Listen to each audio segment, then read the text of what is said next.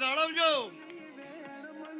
આ કોઈ દાડે દુબળી દશાવા દેવ તો ભગતની માતાની કહેવાય કપાળે લાભ થઈ તું વળગેલી રેજે